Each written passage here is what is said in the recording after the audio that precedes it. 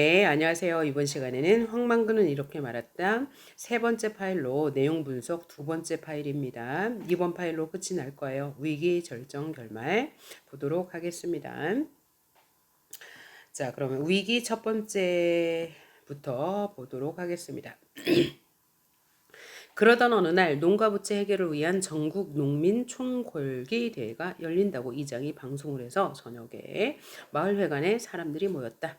자, 여기 부분은 황만근에 대한 행적 여섯 번째 일입니다. 이제 전국 농민 총궐기 대회, 그러니까 이 죽음, 황만근을 죽음으로 이른 사건, 죽음에 이르게 한 사건에 대한 소개죠. 황만근은 누구보다 먼저 나타났고, 그럼 여기는 이장이 방송을 해서 그러니까 이 전국 농민 총궐기 대회에 참여하자는 회의를 하는 그런 장면이 되겠어요. 그래서 황만근은 그 회의에 참석하기 위해서 마을회관에 먼저 나타났대요. 왜냐하면 이 농민 총궐기 대회에 관심이 있어서가 아니고 이 자리에는 술이 있으니까 먼저 나타났다는 겁니다. 이장이 시키는 대로 마을 국판장에서, 국판장은 이제 슈퍼와 같은 곳이에요. 막걸리를 받아왔다, 막걸리를 사왔다, 이 얘기입니다. 스테인레스 물잔이 2개밖에 없어서 한 사람이 마시면 다음 사람이 받고 하는 식의 술자리, 그러니까 잔을 돌려가면서 먹는 거죠. 황만근의 자신의 차례가 되면 번개처럼 잔을 들어 마시고는 눈을 뻐끔거리면서 잔이 도는 것을 쳐다보았다. 황만근의 관심은 오로지 잔이 언제 올까, 여기에만 관심이 있는 거예요. 여기 전국 농민 총궐기 대회는 관심이 없습니다. 그래도 잔이 도는 속도는 너무 느렸다. 누구에게는? 황만근에게는. 민씨에게는 좀 빠른 듯 했지만. 자, 그래서 우리 동네에서도 군청 앞에 열리는 대회에 전원 참가를 해야겠다, 이 말이라. 누구의 말이요? 이장의 말이죠. 자, 집에 돌아가거들랑 경기를 깨끗이 손질해 가지고 내일 아침에 민수학과정 끌고 와서, 면사무소를 민수라고 했죠. 집합을 하는 기라. 그것이 행동 지침이라. 그래가지고 군청까지 가는 국도 고수, 그죠? 이 자동차가 다니는 그 국도를 경기로 길게 행질하면서 우리의 결의를 행동으로 보여주자. 그러니까 이게 경기를 끌고 군청까지 국도로 가는 게 행동 지침이었던 거죠. 그런데 결과적으로는 누구만 황만근만 그 행동 지침을 지키고 나머지 모두는 지키지 않았다. 그래서 황만근이 경기를 끌고 가서 돌아오던 길에 자동차와 부딪혀서 도랑에 빠진 다음에 거기에서 동사했다. 이 얘기가 되는 거네요. 자, 경기가 없는 사람은 어쩌나요? 민씨는 경기가 없나 봐요. 민씨가 물었어요. 농사 짓는 사람이 경기도 없다 하마 농사꾼이 아니지롤. 그러니까 민씨는 농사 짓는 게 아니라 비닐하우스 안에 꽃 밑송이 심어갖고 어째 농사 짓는다 카나. 그죠? 무시하는 태도죠. 어디 고장난 경기는 없어요. 경기가 꼭 있어야 합니까? 라고 민씨가 물어봤어요. 민씨가. 그러니까 이렇게 다른 사람들이 다 이렇게 방침을 지키지 않을 거라는 생각을 민씨도 안 한 거죠. 무안해진 민씨는 둘러보며 몰았다. 새마을 지도자인 황철석 씨가 대답했다. 말이 그렇다 끼지 민수까지 경기를 끌고 가는 동, 버스를 타고 가는 동, 그게 뭔 상관이고 그 다음에는 경기를 같이 타면 되지. 까이거 그런데 민씨는 진짜 농산꾼도 아니면서 왜 자꾸 농민 골기대에 나갈락 하는 거? 라고 물었어요. 그랬더니 저도 부채는 남부럽지 않게 있어요. 빚이 많아요. 라고 했어. 그러니까 이 골기대가 결기대의 목적이 뭐예요? 빚을 좀 탕감해달라. 그 목적이니까 자신도 이제 참여해야 하겠다는 의지를 보인 거죠. 또래인 황학수가 말을 이었다. 농사를 지도 부채, 농사를 몰라도 부채. 아이고 그러마 우리를 다 합치가이고 부채 말고 선풍기를 해도 되겠네. 굉장히 재밌는 표현이죠. 그죠? 자, 농사를 알아도 부채, 농사를 몰라도 부채니까 우리는 다 합쳐갖고 부채 말고 선풍기를 해도 되겠네. 그만큼 빚이 많은 상황을 언어 유희를 통해서 보여줬다. 그죠? 언어 유희 중에서 발음의 유사성, 부채라는 말을 가지고 언어 유희했으니까요. 발음의 유사성을 통한 언어 유희가 나타났다는 거 확인할 수 있겠네요. 뭘 강조한 거야? 이 농가의 빚이 매우 많다. 그래서 당대 농가의 현실을 보여줘요. 뭐요? 빚이 많았다라는 거죠. 그러면 이렇게 빚이 많은 이유가 뭘까요? 그 이유는 정부에서 빚을 계획 없이 많이 내준 거죠. 정부의 무절제한 부채로 인해서 이제 농민들이 많이 빚을 지었다는 거예요.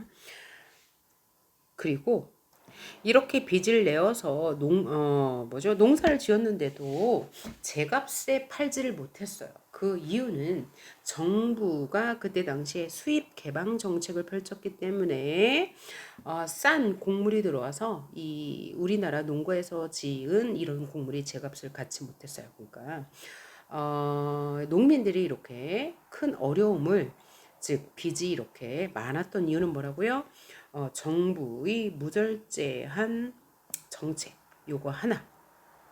그 다음에 또 하나는 수익 개방으로 인해서 이 곡물이, 이 농작물이 제값을 받지 못한 거죠. 그래서 농민들이 이렇게 빚을 질 수밖에 없는 이유는 이거 두 가지 때문이다. 이것도 이 당대 사회 문화의 배경이 되니까 알아두셔야 되겠죠.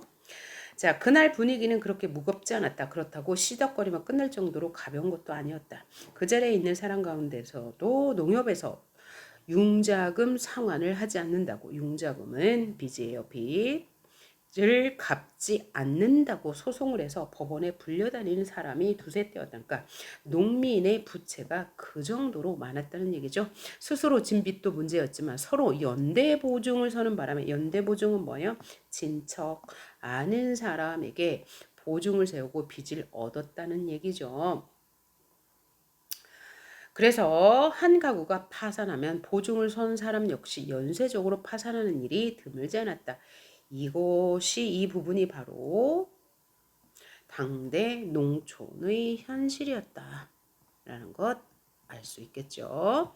그래서 이렇게 빚이 많은 것도 문제인데 연대 보증으로 인해서 한 농가가 파산하면 다른 보증을 선 농가까지 파산하는 일이 드물지 않았다, 매우 많았다는 걸 보여주죠. 그래서 어떤 동네 전체가 야반도주를 하는 일까지 벌어졌다는 소문도 돌았다. 그래서 농가의 부채 상환 능력 부족 및 연대 보증 제도의 문제점에 대해서 얘기하고 있죠. 그럼 이것은 정부의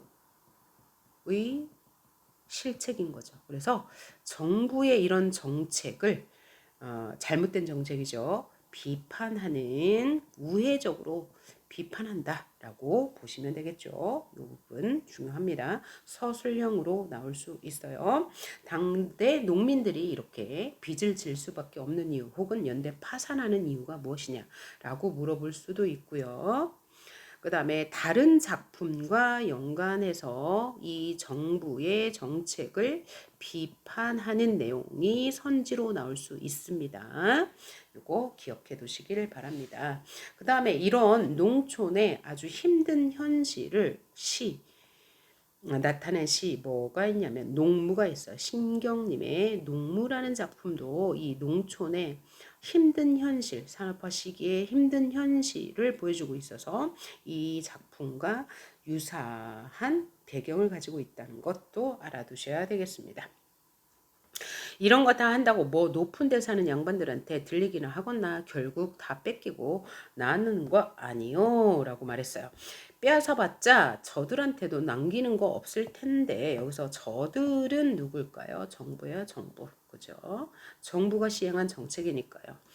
암만 빌빌하는 닭이라도 닭 모가지를 비틀만 인제는 계란 한 개도 없을 낀데, 뭔 얘기예요? 아무리 빚이 많아도 빚을 갚으라고만 촉구하면 빚의 일부도 갚을 수가 없다는 거죠. 그러니까 정부는 이렇게 빚을 갚으라고 재촉만 하면 하나도 받지 못할 것이다. 혹은 우리나라 농업은 완전히 붕괴될 것이다 라고 말하고 있습니다. 전부가 아니지. 가들은 계란도 수입해다 먹으면 된 게 왜? 수입 개방 정책이 있으니까. 그래서 가들은 정부가 되겠어요. 우리 사 죽어도 죽이 되든가 말든가 가들은 아마 까딱 마이지. 가들은 까딱 마이지. 무슨 소리야? 가들은 아무 상관이 없다. 우리가 쫄떡망해도 이 정부는 아무 상관이 없을 것이다. 라고 정부를 우회적으로 지금 대화를 통해서 비판하고 있습니다. 그리고 이 부분에 이런 거 한다고 뭐 높은 데 사는 양반들한테 들리기나 하겠나. 여기서 높은 데 사는 양반들이 누구예요? 정부예요, 정부. 정부. 그래서 이들을 비판하는 거예요. 그래서 서술형에서 비판 대상이 누구냐라고 하면 높은 데 사는 양반들이라고 하시면 되겠네요. 그러니까 이 정부는 농업이 그러니까 붕괴되든 어쨌든 수입 개방 정책을 펼쳤으니까 뭐 계란까지 수입해다 먹으면 된다라고 이 농민들이 지금 비판하고 있는 거예요. 정부의 시책을요. 이장의 통고를 듣고 우울한 농담을 주고받은 뒤 한동안 말없이 술잔을 돌린 다음 자리는 끝났다. 마을 회관에서 술잔이 오간 뒤 항용 있는 노래방 타령 항상 있는 노래방 타령도 없었다. 그럴 분위기가 아니었다. 그죠? 농가부채가 심각해서 이거 어떻게 해야 되냐? 골기대회 하자. 이제 무거운 주제죠. 황만근은 그 와중에도 남의 술잔을 가로채 먹다 여러 번 손등을 맞아 핀잔을 들었다. 마을 회관 밖 어둠 속에서 오줌을 누던 민 씨는 우연히 이장이 황만근을 붙들고 무슨 이야기하는 걸 들었다. 네, 이렇게까지 말을 해도 소용이 없어. 보나마나 내일 융자 받아서 다방이나 댕기면서 학수거리 건농사 짓는 놈들이나 믿올까. 망거의 자네같이 똑 부러지게 농사 짓는 사람은 하나도 안 올기라.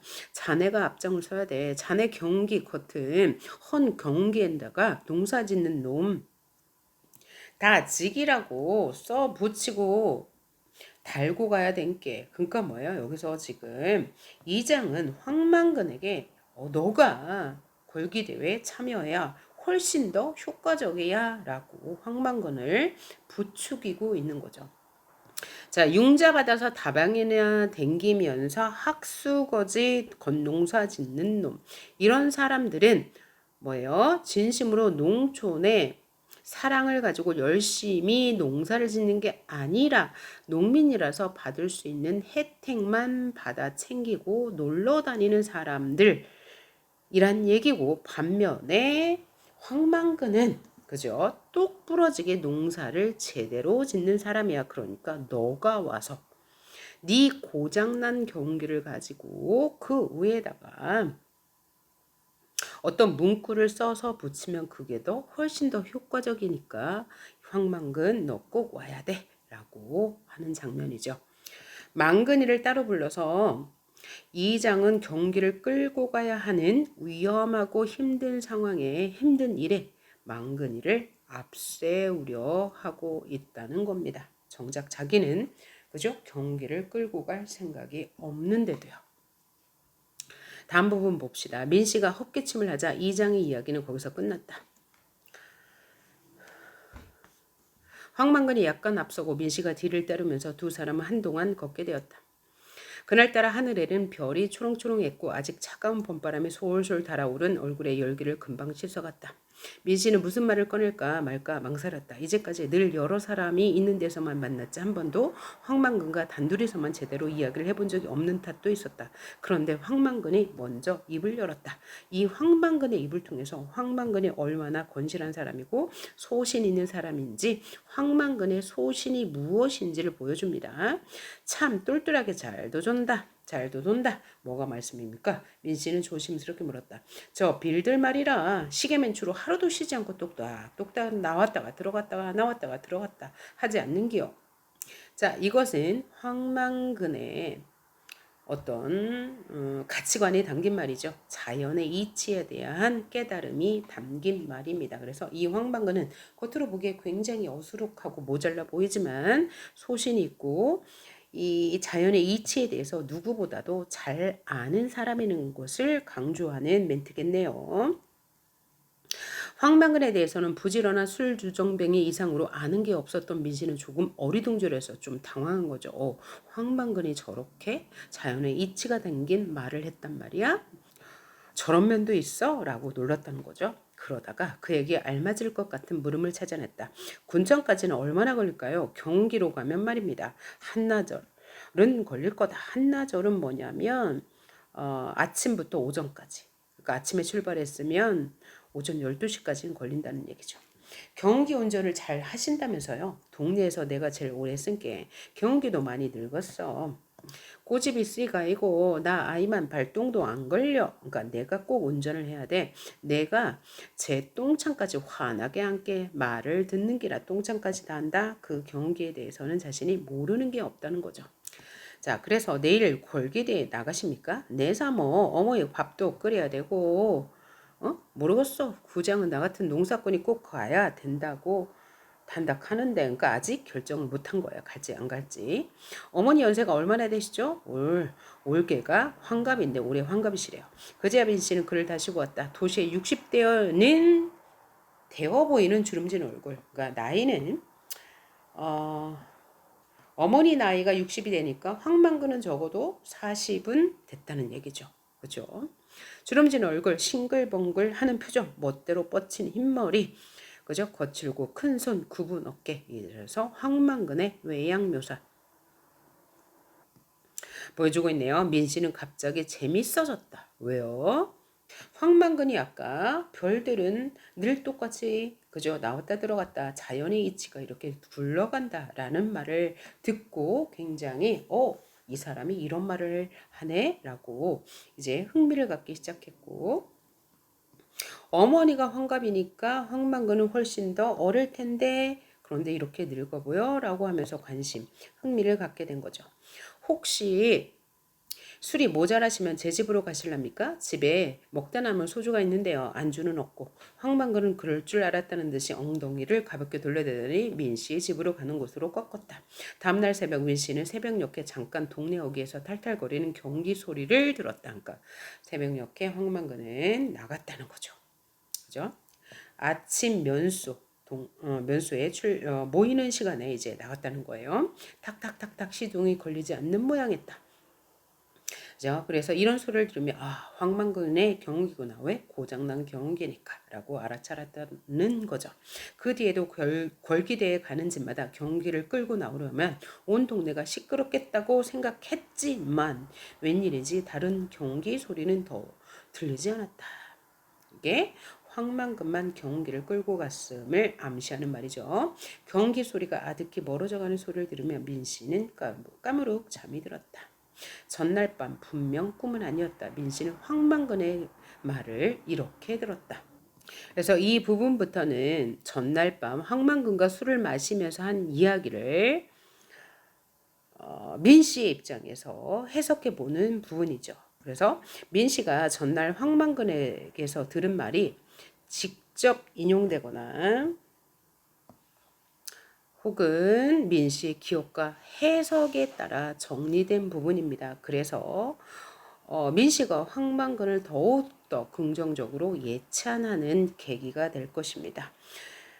왜 그러냐? 황망근의 식견 알고 있는 것과 소신 얼마나 소신 있는지에 대해서 민씨가 놀랐고 이로 인해서 결말 부분에 민씨가 황망근의 묘비명의 글을 묘비명의 형식을 뜬 추도문에서 황망근의 신지가 말년에 돌아온 곳으로 풀이했대요. 그러니까 무슨 소리냐면 신지는 뭐냐면 그러니까 새롭게 안 것 혹은 지혜 뭐 이런 뜻이거든요. 그러니까 황방근의 이런 지혜나 혹은 신령스러운 마음이 있다고 느꼈는데 그 이유는 이날 술을 마시면서 알게 된 그의 황방근의 식견과 소신 때문이었다라고 생각하시면 되겠어요. 자, 농사꾼은 빚을 지면 안 된다 카에 누구의 말입니까? 황방근의 말이죠. 이게 바로 황망근의 소신이 되겠네요. 황망근의 소신. 자, 한 번 빚을 지면 그 빚을 갚으려고 무리하게 일을 벌인다. 동네 곳곳에 텅 빈 우사는 뭐야? 이 소를 키우는 하우스죠. 그리고 마른 똥만 뒹구는 축사. 그러니까 동네에 가축을 키우는 집이 없어. 잡초만 무성한 비닐 하우스를 보라. 이 부분은 이제 누가요? 이 민씨가 황방근의 말을 요약한 부분입니다. 황방근이 이렇게 말했나 봐요. 빚을 지면 안 된다. 한번 빚을 지면 그 빚을 갚으려고 애를 쓰는데 이제 정부에서 빚을 내주면서 이런 그 가축을 키우는 일 보다는 농사에 전념하라고 농기계를 구입하는데 드는 비용을 그죠 대출해 준 거죠. 그래서 이 우사 그죠 소를 키우는 것 그다음에 축사 이제 뭐 돼지나 이런 키우는 이 축사들이 모두 없어졌다는 얘기죠. 그러면서 농어민 복지, 소득 향상, 생활 개선 다 좋다. 자, 농어민 복지를 위해서, 소득 향상을 위해서, 생활 개선을 위해서 뭐 이렇게 대출해 주는 거 다 좋아. 그런데 그걸 제 돈으로 해야 된다. 좋은데, 그죠? 뭐 농사, 뭐 이런 농기구 사는 거 제 돈으로 사야지. 제 돈으로 하지 않으면 그건 노름이나 다를 바가 없다. 빚은 망근산의 눈덩이 처마의 고드름처럼 자꾸 커진다. 그러니까 망근산의 이 동네에 사니면서 이 황망근의 이름이기도 하죠. 눈덩이처럼 커진다. 한번 빚을 지게 되면 처마의 고드름처럼 커진다. 처마의 고드름도 날이 녹으면서 점점점 커지겠죠. 그러니까 눈이 녹으면서 기계와 영농 카더이마 집집마다 바퀴 달린 기계가 미치나 되나 경기 트랙터 콤바인 이항기 거다 칼곡기 탈곡기 건조기 그러니까 집집마다 하나 둘 셋 넷 다섯 여섯 일곱 개 정도의 농기구가 있다는 거죠. 이거 다 빚으로 상기라. 이럴 필요가 없다는 거죠. 자기 돈이 아니면 이 빚은 눈덩이처럼 커지고 또 하나는 이렇게 한 집에 바퀴 달린 농기구가 7개씩 있을 필요가 없다는 말을 지금 강조하고 있는 거예요. 불필요하게 이제 부채를 져가면서 농기계를 산 것을 이제 비판하는 말이죠. 농사지 봐야 그 빚 갚느라고 정신없다. 한 집에서 1년에 한 번 쓰는 이항기를 들여놓으면 그게 1년 내내 돌아가던가 놀 때는 다른 집에 빌려주면 된다. 이게 이제 또 하나 황망근의 소신이죠. 그러니까 상부상조 해야 된다는 거죠. 농기계 하나로 돌려가면서 하나 해야 되는 거지. 한 집안에 이렇게 7개씩 농기계가 필요 없다는 말을 부연 설명하는 거죠. 따라서 과거와 달리 과거에는 이렇게 상부상조했는데 지원이나 설비, 지원 이게 지원이 바로 이제 부채. 그다음에 설비는 뭐가 되겠어요? 이런 농기계나 여러 가지 기구들을 효율적으로 활용되지 않아요. 즉 상부상조의 풍습이 사라진 농촌의 현실을 누가 비판하는 거죠? 황망근이 지금 비판하고 있다. 라고 보면 되는 거죠. 놀 때는 다른 집에 불려줘야지. 옛날에는 소를 그렇게 썼다. 그런데 지금은 그렇게 하지 않는다. 소가 이제 예전에는 농기구로 쓴 거죠. 우경에 쓴 거예요. 서로 도와가면서 농사 짓던 건 옛말이다. 그러니까 이 사람은 전통적인 서로 도와가면서 농사 짓던 건 옛말이다. 한 집에서 기계를 돌리면서도 안 빌려주면 옆집에서는 화가 나서라도 산다. 어차피 빚으로 사는데 사기가 어려울까 싶다는 얘기죠. 기계에 들어가는 기름은 면세유다. 그러니까 세금이 부과되지 않는 기름값을 낸다라는 얘기죠. 면세유 가지고 기계를 다 돌리기는 힘들다. 옆집에는 경운기가 2대인데 면세유는 1대밖에 나오지 않는다. 경운기가 왜 2대씩이나 필요할까?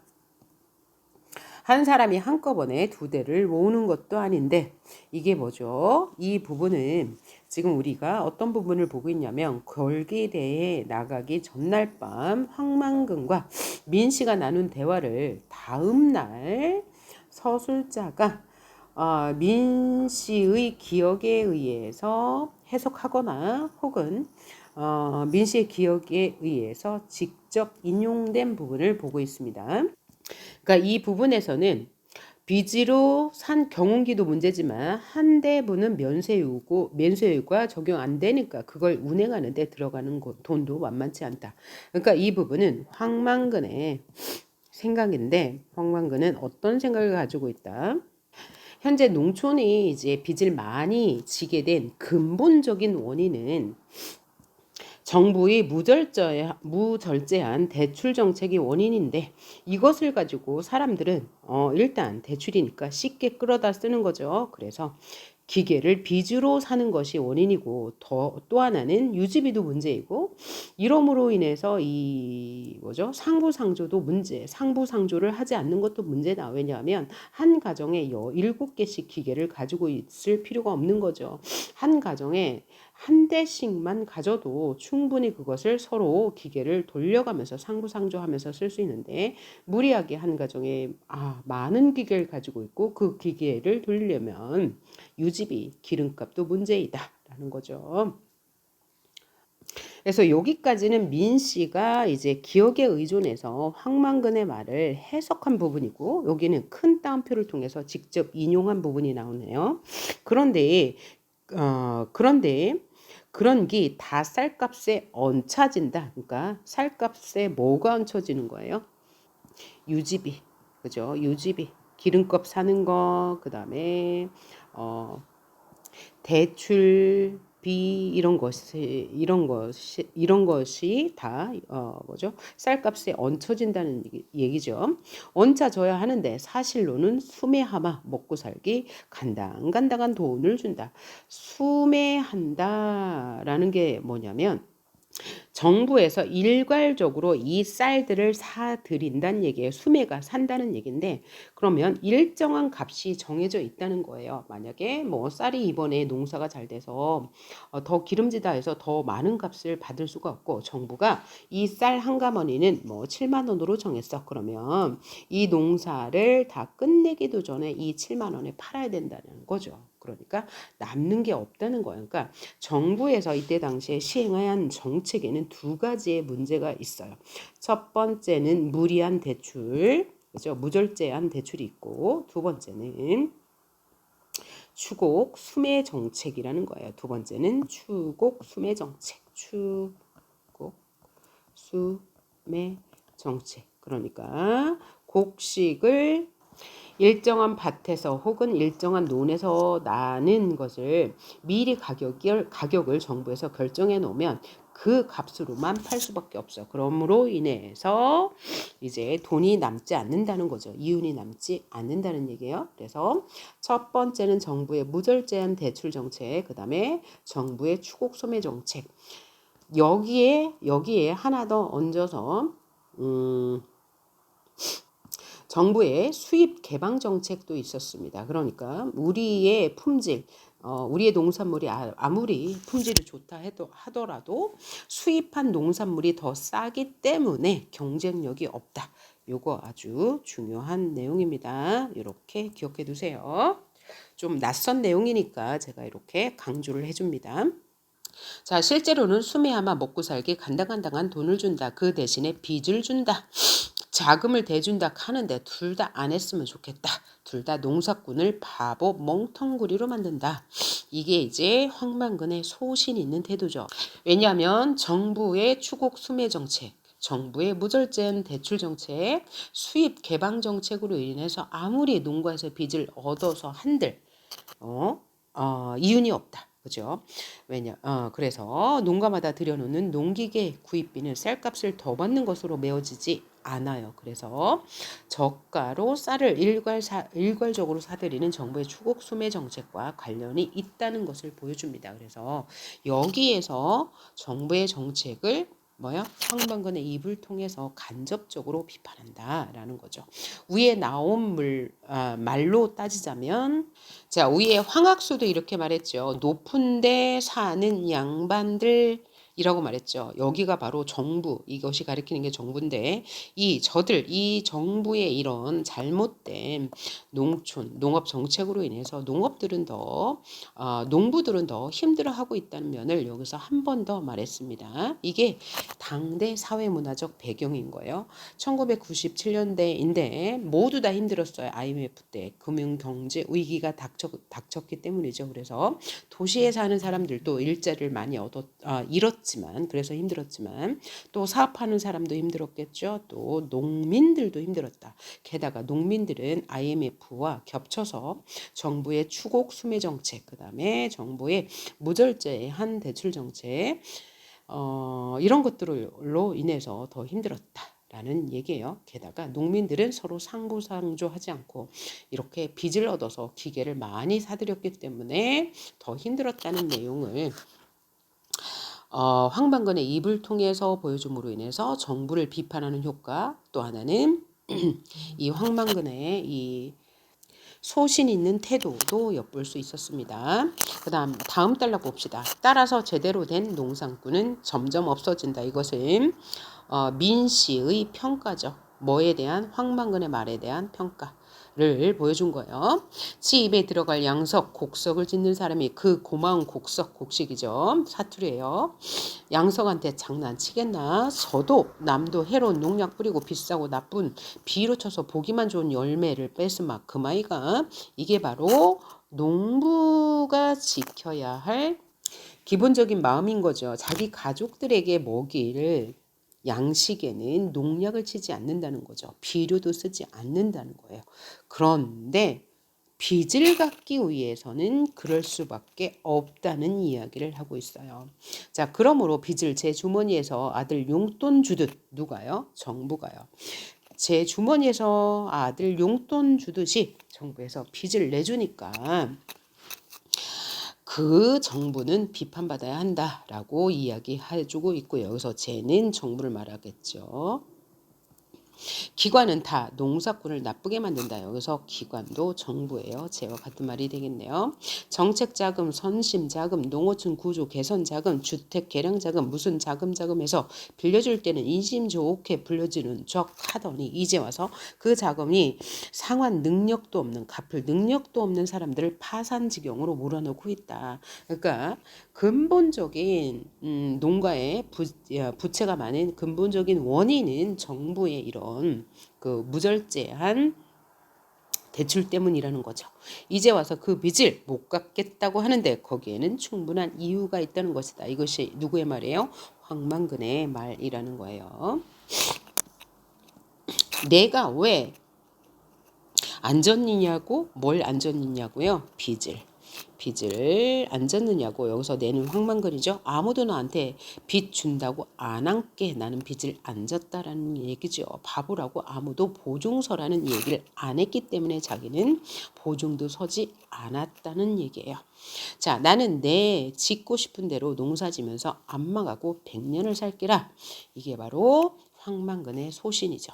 그래서 황만근은 빚도 안 지고 보증도 안 서고 비료나 농약 이런 것도 안 써오고 소신대로 농사를 짓는다는 말이었습니다. 그래서 이 황만근의 태도를 옹호 긍정적으로 보면서 또 정부의 정책을 비판하면서 동시에 무엇을 비판해요? 이 농부들, 이 마을 사람들의 태도도 비판하는 거죠. 마을 사람들은 정부에서 빚을 내준다고 그냥 턱턱 받아 쓰고 난 다음에 그것을 갚을 능력이 없으니까 그죠? 줄줄이 망한다라는 이야기를 하고 있습니다. 이제 결말입니다. 여기까지 이제 에피소드는 끝났고요. 이제 뭐가 나와요? 묘비명 형식을 빌려서 이제 황만근의 행적에 대해서 평가하는 부분이 나올 거예요. 자, 일주일 뒤에 황만근은 돌아왔다. 우리가 맨 앞에 시작할 때 황만근이 없어졌다라고 했죠. 그래서 그에 대한 의문을 풀어주는 부분, 의문을 풀어주는 역할을 하죠. 그의 아들이 그를 안고 돌아왔다. 여기서 그는 황망근이죠. 한 항아리밖에 안 되는 그의 뼈를 담고 돌아왔다 라고 했는데 여기 지금 점층적 표현이 쓰였다고 했습니다. 점층적 표현이 뭔가요? 문장의 내용이 점점 강도가 세지거나 문장의 구조가 점점 확대된다. 문장 구조가 확대된다는 것은 문장에 들어가는 단어들이 점점 많아진다는 이야기죠. 그래서 점층법이죠. 점층적인 문장이 황망근의 죽음을 분명하면서도 엄숙하게 드러내고 있습니다. 이 반대법은 뭘까요? 문장 구조가 점점 축소되거나 내용의 강도가 점점 약해지면 점강법이라고 하죠. 그래서 여기서는 점층법, 황망근은 돌아왔다. 그의 아들이 그를 안고 돌아왔다 하면서 뭐가 더 추가되었나요?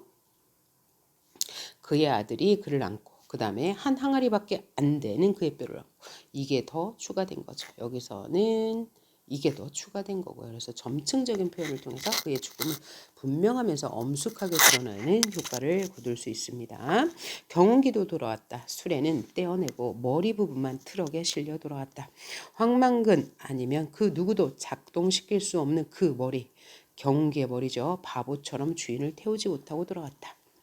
황망근 하면서 황선생은이라고 하면서 황망근의 호칭을 황선생으로 바꿨죠. 왜냐하면 황망근이라는 인물을 조금 더 높이 평가하는 표현이라고 되겠죠. 표현이라고 생각하면 되겠죠. 그래서 이 묘비명의 양식에서 인물을 높이는 표현이 바로 선생입니다. 황 선생은 어리석게 태어났는지는 모르지만 해가 가며 차츰 신지가 돌아왔다. 신지는 신령스러운 기운인데 뭔가 이제 현명한 기운이 돌아왔다는 얘기죠. 그러니까 이분은 황망근은 어릴 때는 신지가 없었어. 그런데 나이가 들면서 신지가 돌아왔다는 얘기예요. 어릴 적엔 그러지 않았다는 얘기죠. 자, 이 부분부터 이제 황망근에 대한 평가가 시작되는 거죠.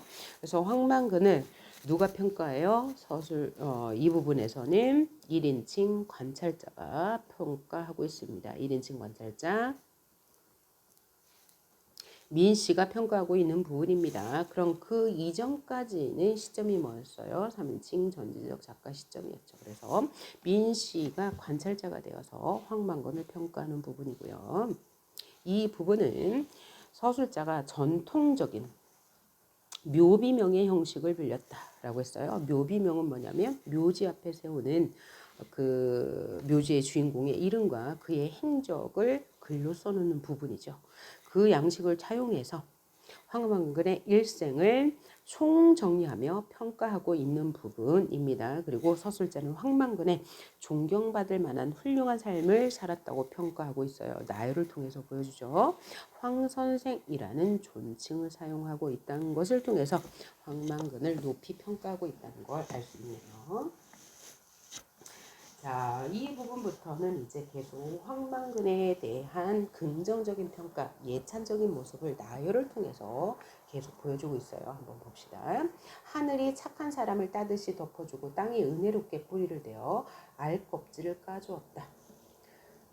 자, 여기서 착한 사람은 누구겠어요? 황망근을 말하고요. 땅이 은혜롭게, 그러니까 하늘이 이 황망근을 덮어주고 땅이 은혜롭게 뿌리를 대어서 알 껍질을 까주었다. 여기서 알 껍질도 역시 황망근이 되겠죠.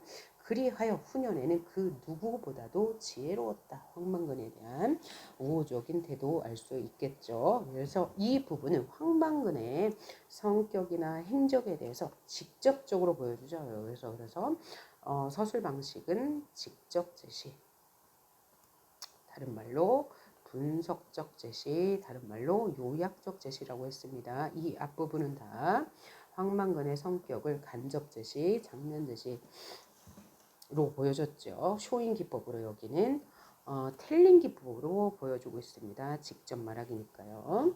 그는 누구에게도 해를 끼치지 않았듯 그 지혜로 어떤 쑥스러운 가르침도 함부로 남기지 않았다.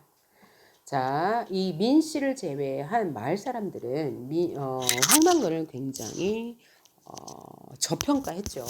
그런데 그 이유가 뭐냐면 다른 사람들에게 어떤 가르침도 남기지 않았기 때문이죠. 즉 사람들이 황망근의 지혜를 알아보지 못한 이유가 다른 사람들을 가르치려 하지 않았기 때문이라고 민씨는 생각한 거예요. 스스로 땅의 자손을 자처하며 늘 부지런하고 근면했다. 땅의 자손 농군이다 라는 말이죠. 늘 근면했다. 그러니까 황망건의 이런 이타적이고 성실한 삶에 대해서 유혹하고 있습니다. 늘 부지런하고 근면했다. 사람들이 빚만 남는 농사에 공연히 뼈를 상한다고 하였으나 개의치 아니했다. 사람 사이에 어려움이 있으면 언제나 함께하였고 공예는 자신보다 남을 내세워 뒷사람을 놀라게 했다. 하늘이 내린 효자로서 평생 어머니 봉양을 극진히 했다. 그러니까 이 황만건이 효자라는 것을 단편적으로 알 수 있는 소재가 뭐였어요? 고등어, 그죠? 고등어를 사러 이제 읍내에 갔다고 볼 수 있으니까요. 그리고 그 가는 길에 또 뭐야? 골길에도 잠깐 참여했었죠. 그런데 이미 끝나고 없어서 돌아오는 길에 이제 사고를 당한 거예요. 아들에게는 따뜻하고 이해심 많은 아버지였어요. 그죠? 민씨가 생각하는 황만건 아들에게는 이해심 많은 아버지였고 어머니에게는 효자다. 하늘에 내린 효자. 고등어를 보면 알 수 있다. 훈육을 할 때는 알아듣기 쉽게 하여 마음으로 감복시켰다. 감동하게 했다. 황 선생은 천성의 술을 좋아하였는데 사람들은 선생이 가난한 것은 술 때문이라고 했다. 선생은 어느 농사꾼보다 부지런했고 농사일에도 익어 있었다. 문중 땅과 이 가문의 땅이죠. 나이가 들어 농사가 힘이 붙인 사람의 땅을 빌려 농사했다. 농사를 짓때 땅에서 억지로 빼앗지 않았어. 이 수확물을. 그러니까 억지로 빼앗지 않았다는 것은 비료나 이런 농약을 쓰지 않았다는 얘기죠. 자연적으로 농사를 지었다는 얘기예요. 남으면 술을 빚어 가벼운 기운은 하늘에 바치고 무거운 기운은 땅에 돌려주었다. 누가요? 황만근이. 자연적으로 농사를 지었어요. 그러므로 선생은 술로써 망한 것이 아니다. 황만근에 대한 민씨의 평가죠. 술의 물감으로 인생을 그려나갔다. 비유적 표현이죠. 그러니까 술로 인해서 자신의 인생을 긍정적으로 살아나갔다. 이런 식으로 해석을 하면 될 것 같아요. 그러니까 술에 대해서 이빈 씨는 긍정적으로 생각하고 있다라고 해석할 수 있겠네요. 선생이 마시는 막걸리는 밥이면서 사직의 신에게 바치는 헌주였다. 그러니까 이 선생은 뭐 들에 일에 나갈 때 뭘 갖고 간대요? 생라면을 물에 부어서 먹고 또 막걸리를 이 생라면을 먹기 전과 후로 먹었다고 했잖아요. 그리고 매 끼니마다 막걸리를 먹었다고 했으니까 막걸리는 주식, 밥이 되는 거고 사직의 신에게 바치는 헌주, 그러니까 사직은 뭐냐면 조선시대에 뭐 종묘사직 이런 말 나오잖아요. 그래서 나라와 조정이라는 뜻이에요. 그래서 땅이라고 해석할 수도 있습니다. 땅의 신에게 바친 혹은 나라의 신에게 바치는 헌주였다. 자, 힘의 근원이고 낙천의 뼈였다. 그래서 이 술을 굉장히 긍정적으로 평가하고 있습니다. 여기도 은유법이 있네요. 위에도 은유법이 있었어요. 낙천의 근원이었다라고 생각하면 되고 위에서도 술의 물감이라고 했잖아요. 그래서 술의 물감으로 인생을 그려나갔다. 술이 주는 긍정적인 효과로 인생을 살았다라고 해석하면 되겠네요. 자, 그러면서 전일에 선생은 경기를 끌고 면소재를 갖지만 경기를 타고 온 사람이 없어 같이 갈 사람을 만나지 못했다. 자, 여기서부터는 황만근이 일주일 후에 이렇게 이제 죽음으로 나타난 이유에 대해서 설명하는 부분이 있네요. 전일에 유학적으로 제시해주고 있죠. 선생은 경기를 끌고 면소재지로 갔지만 경기를 타고 온 사람이 없어서 같이 갈 사람을 만나지 못했다. 선생은 다시 경기를 끌고 백리길을 달려 약속 장소인 군청까지 갔다. 가는 동안 선생은 여러 번 차에 부딪힐 뻔했다. 마른 봄바람에 섞인 먼지가 눈을 괴롭혔다. 날은 흐렸고 추웠다. 이윽고 비가 내리기 시작했다. 자, 이런 악조건이었어요. 기후가 좋지 않았죠. 그럼에도 불구하고 약속을 지키려고 농민궐기대회에 참여했다는 얘기죠. 그래서 이 황망근의 우직한 성격을, 원칙을 지키는 성격을 알 수 있네요. 이 부분에서는. 경운기에는 비를 피할 만한 덮개가 없었다. 자, 그래서 선생은 뼛속까지 젖어드는 추위에 몸을 떨었다.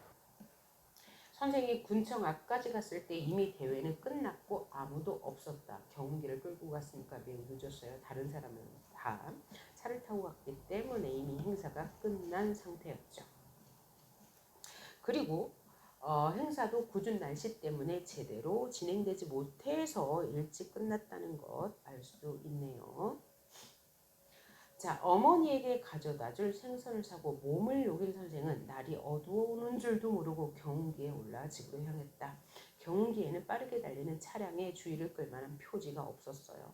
깜빡이 이런 게 전혀 없었죠. 선생은 몇 번이나 사고를 당할 뻔했다. 그때마다 멈추었다가 다시 출발하는 바람에 시간은 점점 늦어졌다. 어두워지면서 경운기는 길 옆에 논으로 떨어졌고 수레는 부서졌다. 자, 결국 선생은 그 밤 안으로 집에 들어갈 수 없다는 걸 알았다. 선생은 경운기에 실려있는 땅의 젖, 비유법이죠. 땅의 젖은 뭘 비유해요? 술, 막걸리를 비유하죠. 애치하여 경우 옆에 앉아 경운기를 지켰다. 그러나 경운기는 선생을 지켜주지 않았다. 추위와 졸음으로 선생을 지켜주지 못했다. 아, 선생이 좀 더 살았더라면 난세의 혹염에 그늘의 덕을 널리 베푸는 큰 나무가 되었을 것이다. 자, 그래서 난세는 어려운 시절이고 혹염은 아주 무더위죠. 그래서 이 부정이에요. 만약에 이 황씨가 죽지 않고 살았더라면 그 덕을, 이 혹염에서도 그늘의 덕을, 그죠? 이 사람들의 시련을 뭔가 이제 해결해주는, 치유해주는, 널리 베푸는 큰 나무가 되었을 것인데 안타깝게 돌아가셨다. 이 부분에서는 황망근은 그만큼 이타적이고 훌륭한 성품을 가졌다라는 표현을 이렇게 비유적으로 한 것임을 알 수 있네요. 어느 누구도 알아주지 아니하고 감탄하지 않는 삶이었지만 선생은 깊고 그윽한 경지를 이루었다. 보라, 남의 비웃음을 받으며 살면서도 비루하지 않다. 졸렬하지 않다. 그리고 홀로 할 바를 이루어 초지를 일관하니 처음에 품은 뜻을 굽히지 아니하니 이 어찌 하늘이 낸 사람이냐 아니할 수 있겠는가. 서리법을 통해서 하늘이 내린 사람이라고 강조하고 있네요. 이 어찌 하늘이 되고 땅이 일으켜온 사람이 아니랴. 한 번 더 강조. 하늘이 되고 땅이 일으켜 세운 사람이 바로 황망근이다. 계속 황망근이 어떤 긍정적인 인물인지 강조하고 있죠. 이렇게 1997년 IMF라는 혼란스러운 시기 속에서 다른 마을 사람들은 굉장히 이기적이고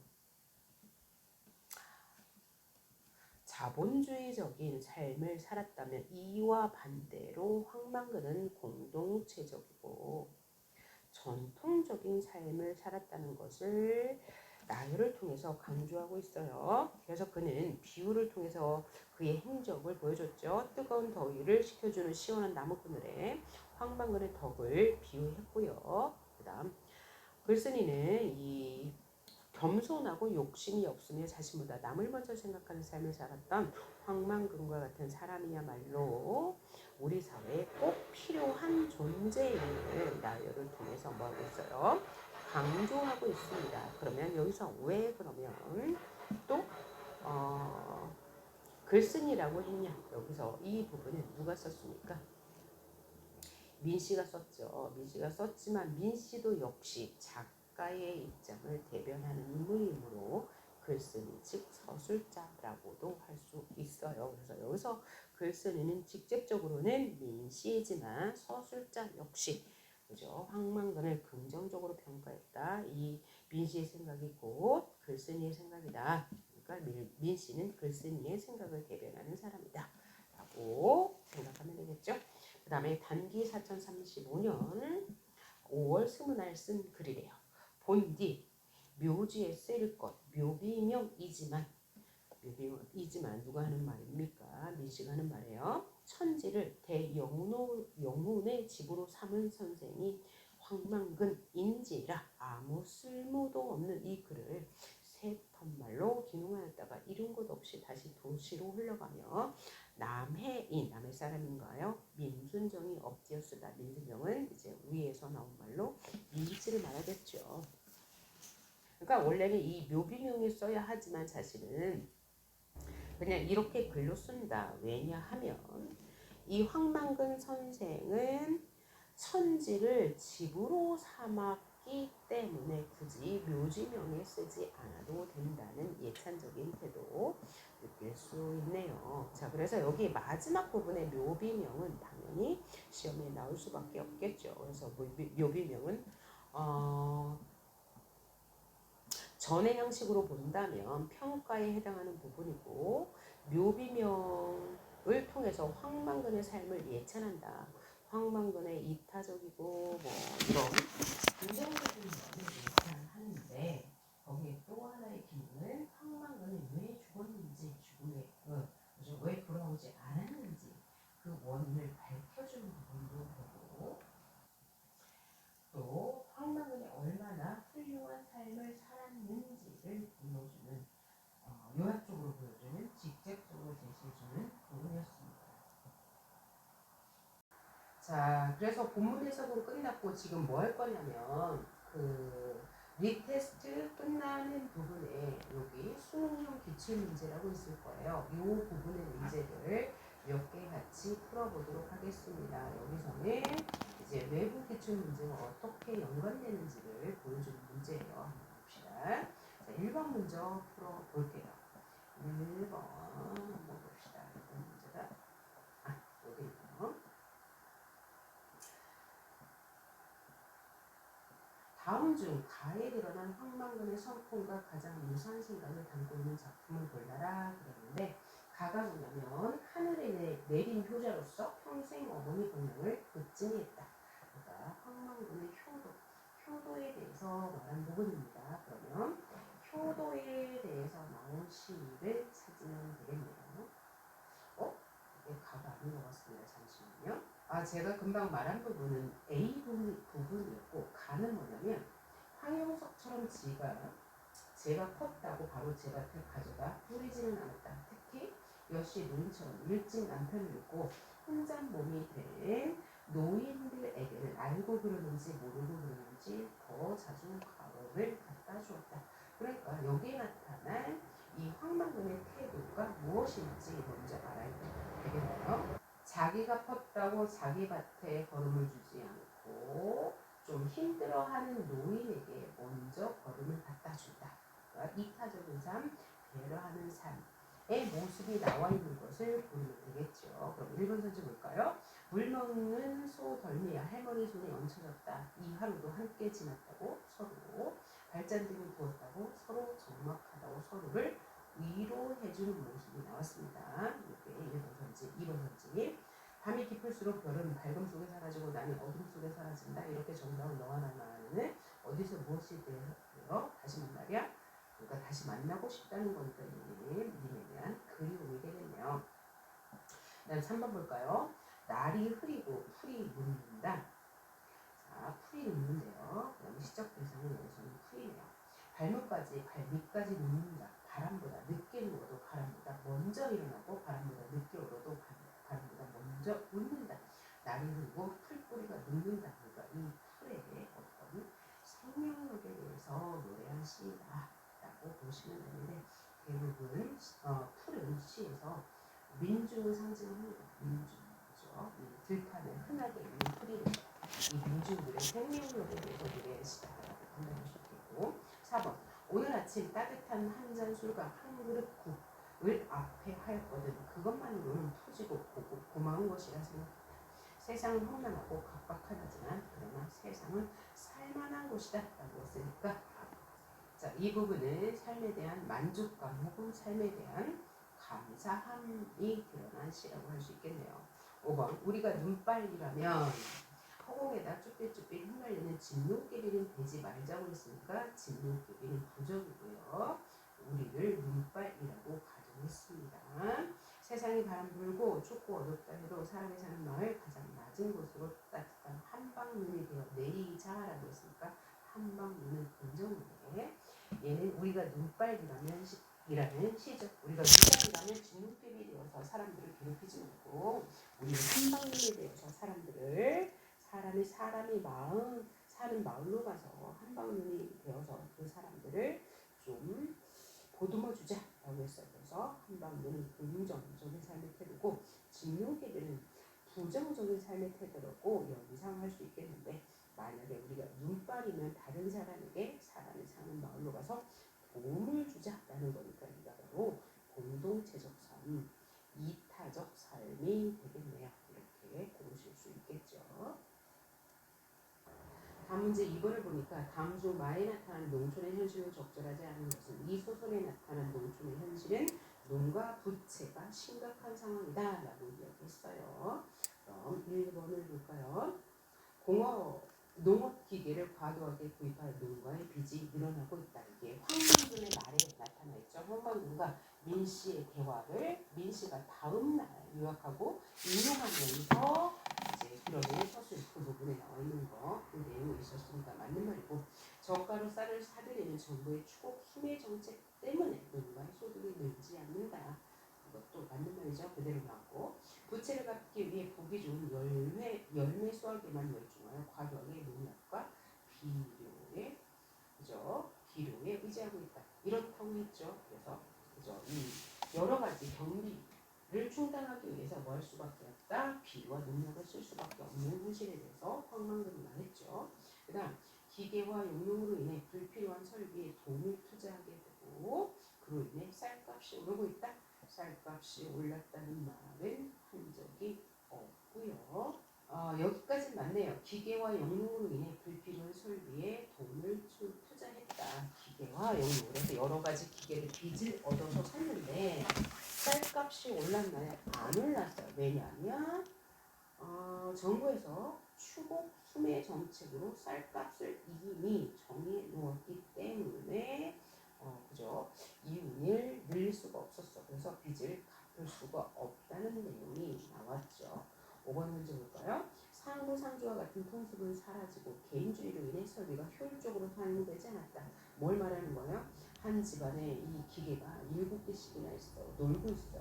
그런데 황망군은 이걸 비판하면서 한 가구에 한두 개씩만 있으면 되지. 그것을 서로 돌려가면서 쓰고 있는데 굳이 이렇게 할 필요가 있냐라고 이야기했으니까 얘는 맞는 말이 되겠죠. 그 다음에 3번 문제 예덕 선생의 줄거리를 참고하여 두 작품의 비슷한 유형의 인물로 다르게 짝지어진 것은 결론부터 얘기하면 제가 맨 처음에 이제 학습 포인트 잡기에서 뭐라고 그랬어요? 황만근의 인물상과 비슷한 고전소설이 있다. 뭐냐면 예덕 선생전 있고 이거는 뭐가 있다고 그랬어요? 광문자전이 있다고 그랬습니다. 그래서 예덕 선생전은 뭐요? 똥꾸는 사람이야. 행수야. 행수인데 그 행수를 높이 평가해. 누구는? 선귤자는. 여기서 서술자는 선귤자거든요. 그럼 이거 한번 읽어볼까요? 처음 보는 사람이 있을 수 있으니 선귤자가 인분을 나른 일을 하는 그러니까 똥 푸는 일을 하는 인분은 뭐냐? 사람의 똥이죠. 엄행수라는 사람을 예덕 선생이라며 벗으로 사귀었대요. 그랬더니 선귤자의 제자인 자목이에요. 그러니까 이 자목은 선귤자의 제자입니다. 인물 파악하시고요. 그 다음 엄행수는 똥을 푸는 사람인데 선귤자가 높이 평가해서 선생이란 예와 덕을 갖춘 선생이라고 높이 평가했대요. 그랬더니 선귤자의 제자인 자목이 선귤자가 그를 따르는 사대부와 교우하지 않고 미천한 신분이죠. 엄행수 똥꾸는 사람이니까 엄행수와 사귀는 것을 못마땅하게 여기면서 비판했대요. 이에 대해 선귤자는 이해관계를 따지거나 아첨으로 사람을 사귀는 것을 멀리하고 마음과 덕을 바탕으로 도의의 사귐을 실천해야 한다고 이야기하면서 이어서 엄행수가 하는 일이 비천할지라도 아주 천할지라도 분수를 지키면서 욕심내지 않고 근면성실하게 살았다. 그렇죠? 귀천할지라도 신분을 맞은데 욕심을 내지 않고 근면성실하게 자신의 삶에 만족하며 사는 자세의 말로 군자와 같다. 그 마음과 행동을 존경할 만하다. 누구의 행동을? 엄행수를 존경하기 때문에 성교육자는 엄행수를 예덕선생이라고 칭한다라고 했죠. 그리고 그런 까닭에 그를 감히 스승으로 여겨 예덕선생이라고 부른다라고 했어요. 그러면 문제가 예덕선생의 줄거리를 참고할 두 작품에서 비슷한 인물의 이름을 부르래요. 자, 그러면 우리 한번 골라봅시다. 일단 황망근을 이렇게 말했다 해서 황망근은 이제 예찬의 대상이었어요. 그럼 이 글에서 예찬의 대상은 누구예요? 엄행수죠. 엄행수와 황망근은 같은 인물이고 평가하는 인물, 평가자는 황망근은 이렇게 말했다 해서는 민씨였고 예덕 선생 전에서는 누구였습니까? 순교자였죠. 그죠? 이렇게 이어주면 되겠습니다. 자, 다음 문제 보면 4번입니다. 독일이 말할 리가 황망근을 평가할 내용으로 가장 적절한 것은 이라고 말했는데 이 작품이 국선생전입니다. 이 국선생전은 제가 맨 처음에 설명드렸던 가전체 소설의 대표 작품이라고 할 수 있어요. 국선생전, 국순전, 공방전과 같은 가전체 소설, 가전체는 가짜 전기문이라고 해서 어떤 사물을 의인화한 소설이라고 했어요. 그러면 국선생은 뭐냐? 국이 술국자입니다. 그래서 술을 의인화한 소설이죠. 그래서 이 가전체 소설의 형식이 뭐다? 맨 처음에 가게 속에 그의 집안의 내려 속에 그 다음에 행적, 에피소드식으로 나열하고요. 그 다음에 그에 대한 평가가 난다고 했죠. 그러면 국선생에 대해서 한번 읽어보도록 합시다. 이게 자, 첫 번째 국성의 자는 중지요. 국성은 뭐야? 술이란 얘기죠. 그래서 그의 가게와 그를 소개하는 부분입니다. 자, 관향은 주천이다. 그러니까 이 술의 고향은 주천이래요. 어렸을 때 서막에게 사랑을 얻어 그의 이름과 자는 모두 서씨가 지어주었다. 그의 조상은 술의 조상이란 얘기죠.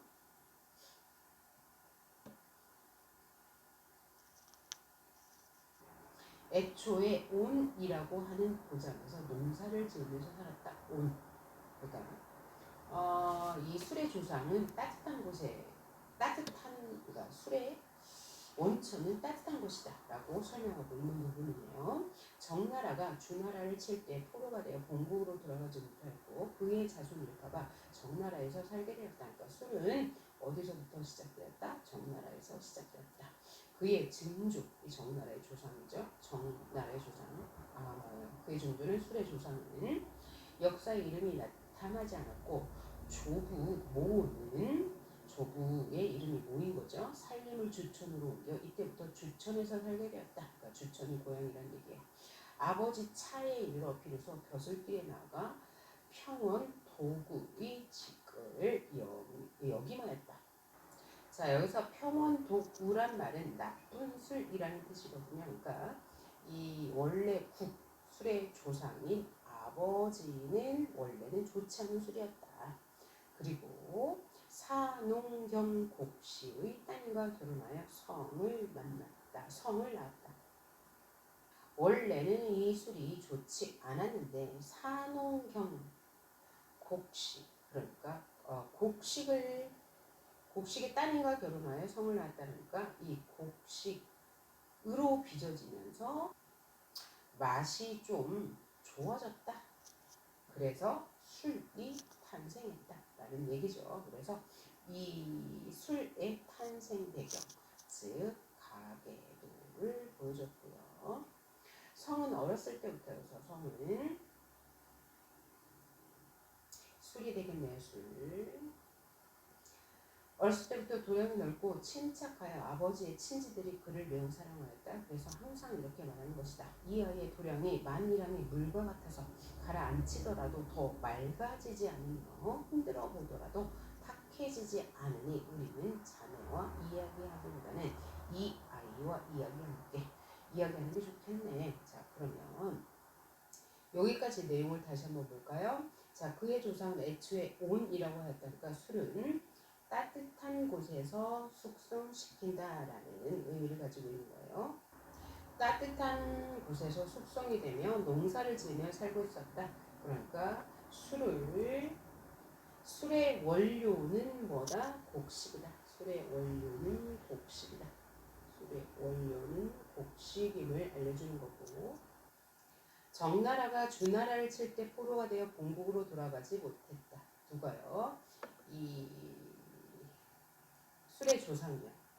술의 조상이 이제 국성이죠. 그의 자손. 그래서 그는 국성의 조상이 된 거예요.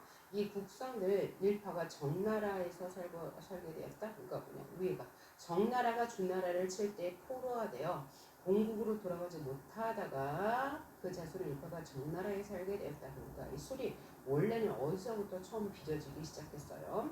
정나라에서. 그런데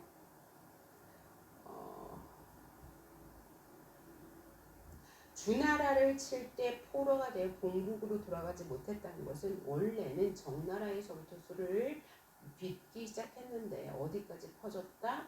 주나라까지 퍼지게 되었다라는 이야기를 하고 있어요. 그의 종조는 술의 원래 조상은 역사 이름이 나타나지 않았고 저 부분을 살림을 주천으로 옮겨 이때부터 주천에서 살게 되었다. 그러니까 주천이란 곳이 술의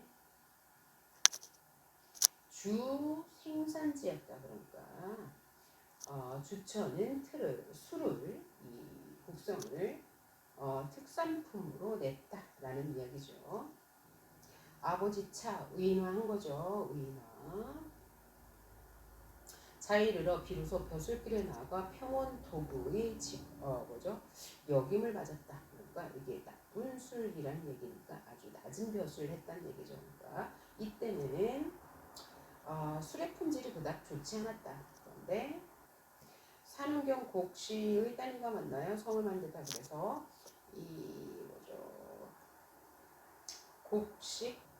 곡식이 누룩을 만나 술이 되었다라는 얘기예요. 성은 이게 바로 곡성을 말하는 거죠. 술은 어렸을 때부터 도량을 넓고 침착하여 아버지의 친지들이 매우 그를 사랑했다. 그래서 항상 이렇게 말했다. 이 부분에 의인화된 술에 대해서 평가가 나와 있는데 도량이 넓고 침착하다. 그래서 여기 부분에 인물의 성격을 어떻게 제시했나요? 직접 제시하고 있네요. 도량이 넓고 침착하다. 그의 친지들이 그를 매우 사랑하였다. 그래서 이 부분은 술에 대해서 긍정적으로 평가하고 있다는 것을 알 수 있네요.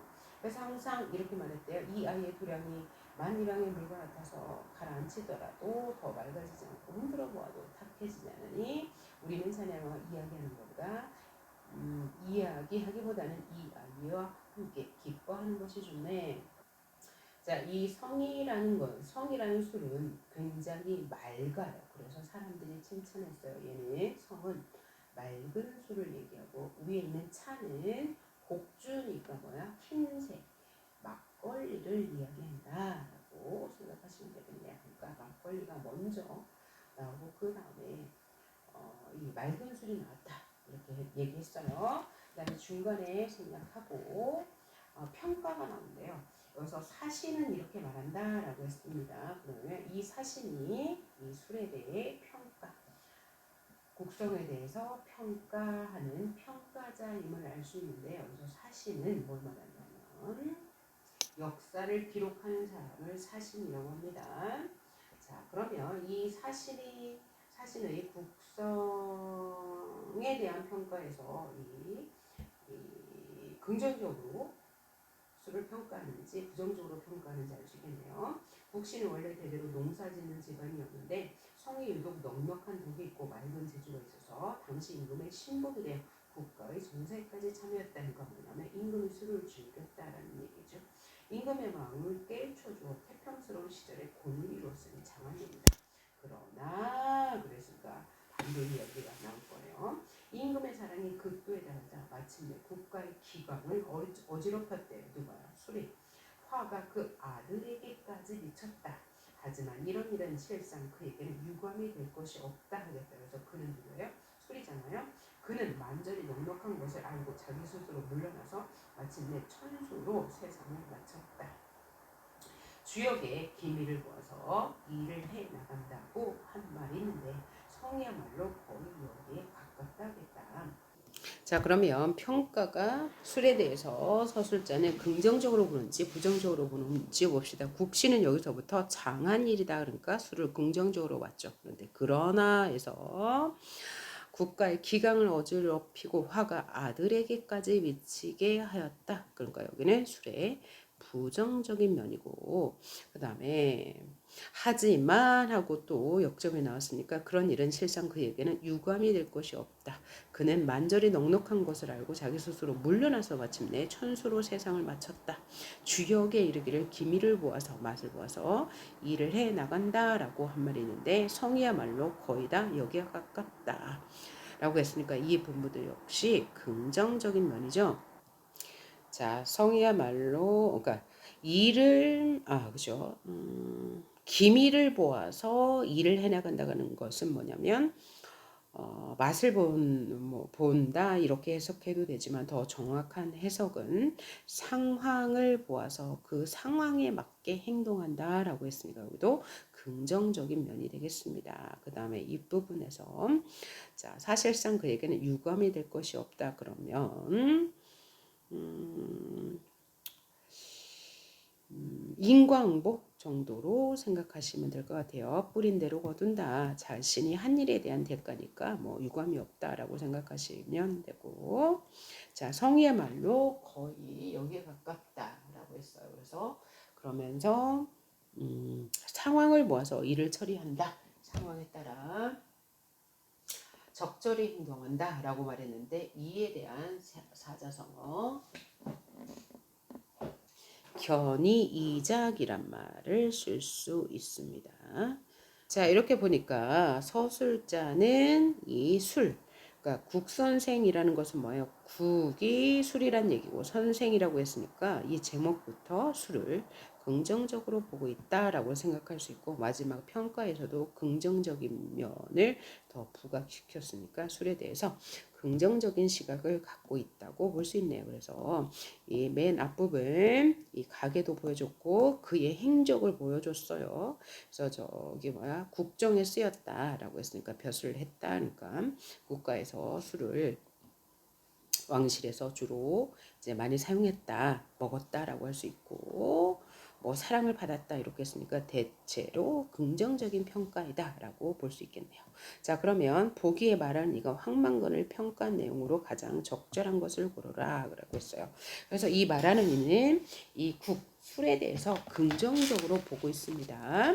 자 그럼 1번 술은 사람의 마음을 어지럽히기 때문에 한 잔의 술을 허락해서도 안 되는데 황망근은 술을 자제하지 못해 비극적인 최후를 맞았다. 그랬는데 자이 국선센정의 전에 서술자는 술이 사람의 마음에 어지럽힌다. 그래서 한 잔의 술도 허락해서 안 된다. 이런 면은 없습니다. 자 그러면 술은 사람의 마음을 어지럽힌다. 라는 내용이 여기 나와 있는 본문의 내용에도 없었네요. 단지 부정적인 면에서 뭐라고 나왔냐면 임금의 사랑이 극에 달하자 마침내 국가의 기강을 어지럽혔다. 화가 아들에게까지 미쳤다라고 했지. 이제 사람의 마음을 어지럽힌다는 내용이 없으니까 얘는 틀린 말이 되겠죠. 그 다음 황망근은 다양한 재료로 술을 만드는 전통을 계승했나요? 그런 내용 없었고 3번 황망근의 낙천적인 성격은 술을 즐겨 마신 데에서 연유한다. 하지만 과음은 황망근의 죽음처럼 부정적인 결과를 초래할 수 있다고 말할 수 있겠네요. 왜냐하면 황망근의 낙천적인 성격은 술을 즐겨 마시는 데서 연유한다고 평가 부분, 노비명 부분에 나와 있고요. 과음은 황망근 죽음은 비극을 이야기했죠. 술 먹고 잠이 들었기 때문에 죽게 된 거예요. 근데 여기서도 술의 부정적인 면이 나왔어요. 뭐야? 임금이 술에 대한 사랑이 극도에 달하자 국가의 기강을 어지럽혔고 화가 아들에게까지 미쳤다니까 긍정적인 면도 있지만 부정적인 면도 있다고 했으니까 이 평가는 이 선지는 맞는 말이 되겠고요. 4번 선지도 한번 볼까요? 술은 사람들이 여럿이 마시며 어울리는 데 의의가 있으나 황방군은 남들과 어울리지 않고 이런 말은 하지 않았고 서술자는 황방군의 술을 긍정적으로 봤으니까 얘도 틀린 말. 술의 여러 긍정적인 면을 이해하고 남들에게 알리는 데 앞장서 그런 일은 없었습니다. 자, 그 다음에 5번 보니까 농무. 자, 그러면 이 농무의 내용 모를 것 같아서 한번 해석을 해볼게요. 자, 징이 울린다, 막이 내렸다. 그런데 제목이 농무예요. 자, 농사를 끝내고 추는 춤입니다. 그래서 농사꾼들에게 농무는 축제의 장입니다. 축제의 장인데 자, 처음부터 막이 내렸다. 그래서 뭔가 조금 우울한 분위기를 자아낸다. 그죠? 자, 시작되는 부분부터 농무의 시작부터 나오지 않고 끝부분부터 나왔으니까 뭔가 느낌이 쎄해요. 오동나무의 전등에 매어 달린 가설무대 구경꾼들이 돌아가고 난 텅 빈 운동장. 우리는 분이 얼룩진 얼굴로 학교 앞 소주집에 물려 술을 마신다. 그래서 우리는 서술자가 화자가 겉으로 드러났는데 제목이 농무니까 농민들이겠죠. 농민들이 스스로 이제 농사가 끝나고 나면 축제를 하는 거예요. 그러니까 축제하는 우리죠. 농민들. 그런데 분이 얼룩진 얼굴로 학교 옆 소주집에 가서 술을 마신대요. 그러면 여기서 분이라는 것은 농물하기 위한 분장이 될 수도 있고 두 번째는 정말 울분이 될 수 있습니다. 두 개 다 해석이 가능하고 소주집에 가서 술을 마신대요. 답답하고 고달프게 사는 것이 원통하다고 그러겠습니까? 여기서 분은 울분이라고 해석할 수 있겠네요. 그래서 이 여기에 나오는 시적 대상인 이 농민들은 뭐야? 원통하대요. 답답하고 고달프게 살고 있대요. 꽹가리를 앞장서요 장거리로 나서면 따라붙어 악을 쓰는 건 쪼무레기들 뿐이다. 왜 이때는 산업화 사회이기 때문에 농촌에 남아있는 건 쪼무레기들 뿐이다 라는 것을 통해서 이 당대 사회의 문화적 상황을 알 수 있네요. 꽹가리를 앞세워 장거리로 나서면 따라붙어 이렇게 처녀 애들밖에 없어요. 그런데 그들은 철이 없어서 낄낄대고 있대요. 보름달은 밝아 어떤 녀석은 서리미처럼 헤매대고 어떤 녀석은 서리미처럼 헤매대지만 이까지 산구석에 처박혀 발버둥 친들 무엇하랴 하니까 굉장히 이 농촌 생활에 대해서 농민들은 회의감을 가지고 있어. 발버둥 친들 무엇하랴 소용없다는 얘기죠. 그래서 서리법을 통해서 농민들의 이런 이제 농민들의 그 현실에 대한 체념적인 태도를 알 수가 있네요. 그렇죠? 그런데 왜 여기 서리미처럼 해야 되지만 어린애들은 이렇게 철이 없어서 서리미처럼 해야 된다. 그래서 여기서 서리미는 임꺽정에 나오는 임꺽정의 친구입니다. 철이 없는 친구. 의 대명사입니다. 비료값도 안 나오는 농사 따위야 아예 여편녀에게나 맡겨두고 비료값도 안 나와. 그러니까 아무리 열심히 농사를 지어도 본전조차 찾을 수 없어. 그러니까 이 농촌 현실이 굉장히 피폐하다. 그래서 피폐한 농촌 현실을 보여주는 시라고 할 수 있겠네요. 그래서 이런 비료값도 안 나오니까 누구한테 예편네 부인한테 맡겨두고 세전을 거쳐 도수장 앞에 와둘 때 우리는 점점 신명이 난대요. 위에서 뭐라고 그랬어요? 우리 체념에 우리 지금 이렇게 비료값도 안 나와서 이런 거 다 여편에게 맡거나 이렇게 볼 때 신명이 난다는 반어법이 되는 거죠. 위에서 그죠? 아주 열악한 농촌 현실을 보여줬으니까. 그런데 이 위에서도 어떤 표현이 있습니다. 세전을 거쳐 도수장 앞에 돌아서니까 신명이 난다고 했어요. 그래서 얘는 상황의 역설이라고 할 수 있어요. 왜냐하면 쇠저는 대장간을 말해요. 대장간. 그 다음에 도수장은 이제 짐승을 도축하는 곳이면 여기에는 신명이 날 수가 없잖아요. 그래서 얘는 상황적 역설입니다. 짐승을 죽이면서 여기서 게다가 이들이 농사 짓는 소도 도수장에 있을 건데 그들을 죽이면서 도축하면서 신명이 난다는 것은 상황의 역설이기도 하고 또 이 부분만 본다면 반어법이기도 하다. 그리고 한 달을 들고 날래를 불거나 여기서는 고갯짓을 하고 고개를 흔들거나 어깨를 흔들거나 여기에서는 이 농민들의 낙천적인 정서를 느낄 수 있어요. 이렇게 체념적이고 아주 피폐한 농촌 현실이지만 이 현실을 그래도 긍정적으로 받아들인다라고 생각하면 농민들의 낙천적인 인식을 볼 수 있다고 해석할 수 있는 거고요. 또 하나는 여기가 지금 한 다리를 들고 날라리를 불거나 또 고갯짓을 하고 어깨를 흔들거나 하면서 이제 사음보예요. 그래서 여기 민요조의 율격도 보인다 할 수 있고요. 이 작품 황만근은 이렇게 말했다. 에서와 이 농무의 공통점이 중요하겠네요. 지금 이 지문에서는 그러니까 이 둘의 공통점은 뭐예요? 일단 농촌 현실이 아주 열악하다. 열악한 농촌 현실이 공통점이 되겠어요. 그죠? 그러나 태도에 대해서는 차이점이 보이죠? 차이점을 보여요. 자, 황만근은 이렇게 말했다.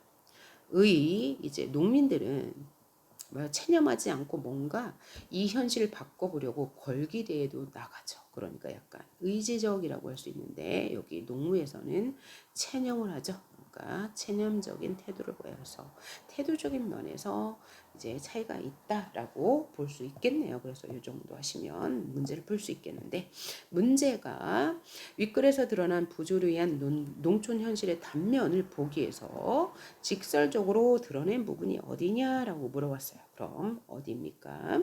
비료값도 안 나오는 농사가 이제 직설적인 표현이 되겠네요. 자, 다음 6번은 보기가 예덕선생전입니다. 아까 예덕선생전 봤죠. 엄행순하는 사람은 똥 푸는 사람이지만 자신의 일을 성실하게 하기 때문에 성귤자는 그의 태도를 보고 긍정적으로 평가하고 있습니다. 그 내용 확인하시면 되고요. 그 다음에 볼 내용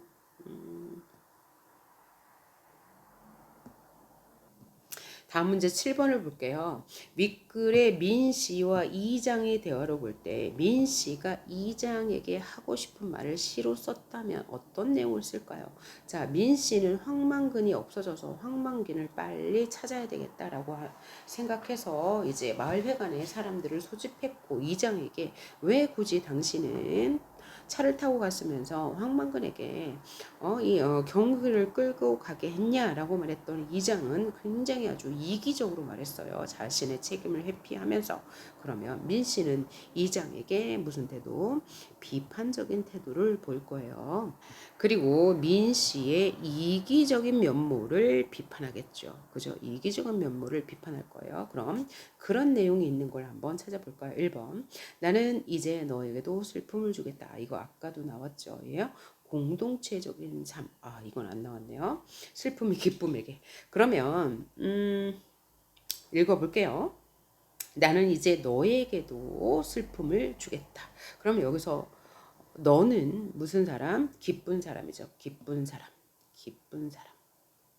그럼 여기서 제목이 슬픔이 기쁨에게니까 나가 뭐예요?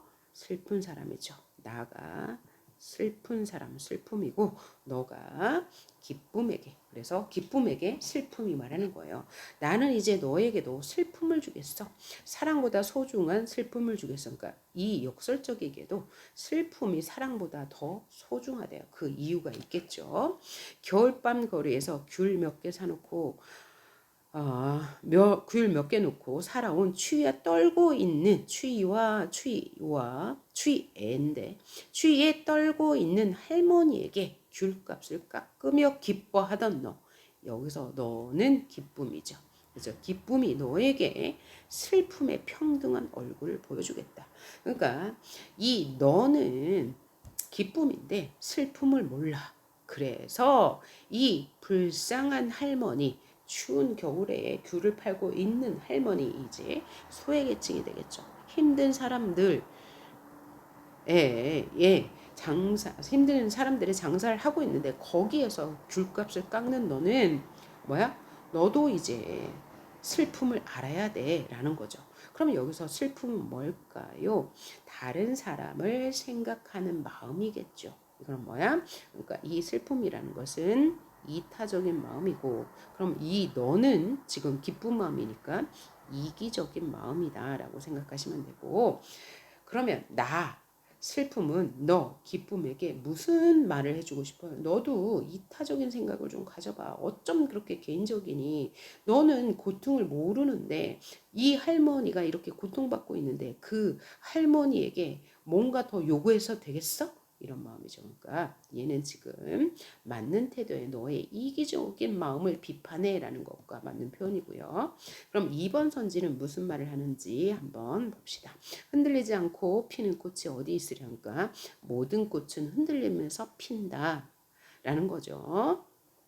이 세상 그 어떤 아름다운 꽃들도 다 흔들리면서 피었다. 흔들리면서 줄기를 세웠으니 흔들리지 않고 가는 사랑이 어디 있으랴? 흔들린다. 모든 사랑은 흔들린다. 그러니까 위로해 주는 거죠. 위로의 말을 전하고 있고요. 그러니까 이장에게 해줄 말로는 적정하지 않네요. 자, 그래 살아봐야지. 너도 공이 되어 떨어져도 튀는 공이 되어 살아봐야지. 쓰러지는 법이 없는 둥근 공처럼 탄력의 나라 왕자님처럼 너도 공처럼 살아봐. 그러니까 떨어져도 충격을 받아도 시련이 와도 뭐야? 굳건히 일어서는 힘을 길러라고 이야기하고 있습니다. 뭔가 뭐죠? 격려를 하고 있다라고 볼 수 있고요. 그다음 왜 나는 조그만 일에 분개하는가? 그러니까 뭐야? 왜 나는 이렇게 분개해? 그러니까 뭐야? 분개하는 자신에 대해서 뭐 하는 거예요? 후회, 성찰하고 있는 거죠. 저 왕궁 대신에 왕궁의 음탕 대신에 50원짜리 갈비가 기름덩어리만 나왔다고 분개하고, 그러니까 원래 내가 기름덩어리에 분개했는데 기름덩어리엔 분개하면 안 돼. 그리고 왕궁 분개해야 돼. 그런데 나는 그러지 못했어라는 후회, 성찰이 드러난 시가 되겠네요. 원래는 이게 어느 날 고궁을 나오면서가 이제 일제강점기 김수영이라는 사람이 일제강점기 아니고 독재시대에 있는 사람인데 이 독재라는 왕궁에 비판해야 되는데 나는 이렇게 사사로운 그 갈비집 주인한테 분개하고 있어. 이런 자신을 성찰하는 거죠. 그죠? 그 다음 5번 한번 볼까요? 그 여름 나무 백일홍은 무사하였습니다. 한 차례 폭풍에도 그 다음 폭풍에도 쓰러지지 않아 쏟아지는 우박처럼 붉은 꽃들을 매달았습니다. 그러니까 이 백일홍에 대한 긍정적 시선 나타나 있네요. 그 여름 나는 폭풍의 한가운데 있었습니다. 그 여름 나의 절망은 장난처럼 붉은 꽃들을 매달았지만 여러 차례 폭풍에도 쓰러지지 않았습니다. 그래서 화자와 이 폭풍을 동일시하면서 그 여름의 끝에 자신은 시련을 당했지만 굳건히 버텼다라고 이야기하고 있네요. 자, 다음 문제도 함께 풀어보도록 할게요. 윗글과 보기를 비교하여 감상한 내용으로 적절한 것은 삼위인곡. 여러분 안 배웠죠? 삼위인곡은 사가 뭐예요? 그리워 살자고, 미인이 뭐야? 아름다운 사람이죠. 그래서 얘는 이제 일단 딱 형식을 보니까 사음보 연속체죠. 그러니까 얘는 뭐예요? 갈래가 가사예요.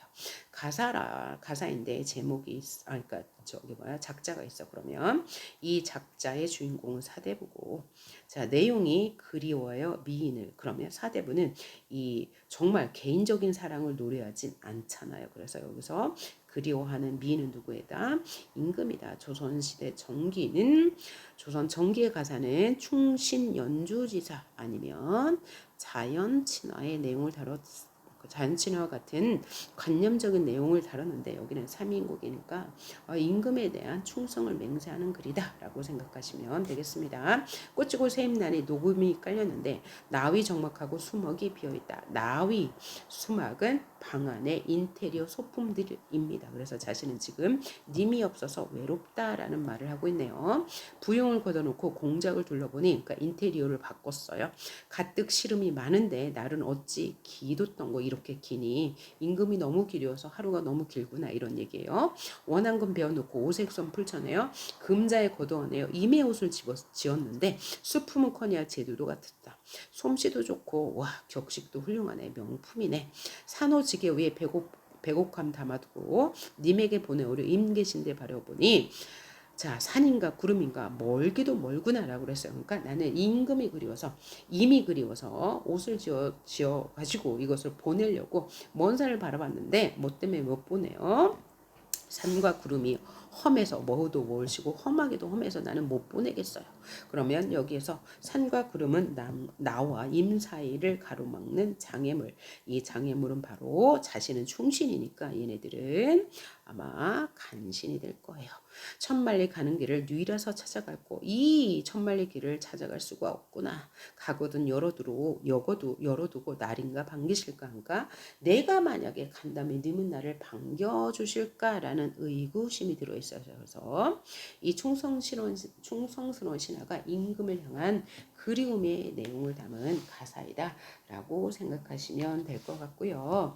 문제가 적절한 것을 골라라 라고 말하고 있네요.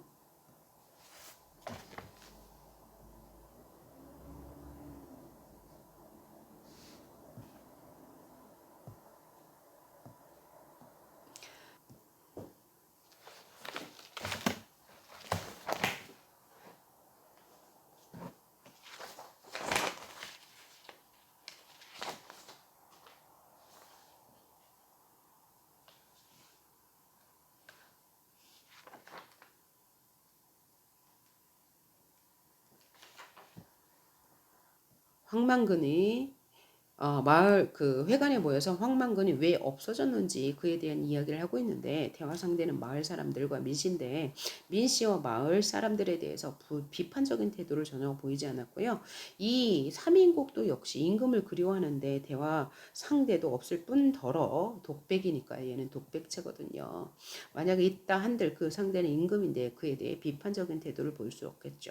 4번 윗글의 이장은 자신의 행위를 반성하지 전혀 안 했고 책임을 회피하고 있고요. 보기와자는 자신의 행위를 자화자찬하지 않았습니다. 행위를 자화자찬하지 한 거 맞네요. 수품은 커니와 제도도